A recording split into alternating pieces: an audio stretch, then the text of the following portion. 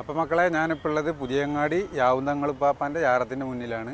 ഈ വരുന്ന ഞായറാഴ്ച 4, 5, 6 തീയതികളിലായിട്ടാണ് പുതിയങ്ങാടി ഇറച്ചി നടക്കാൻ പോണത്.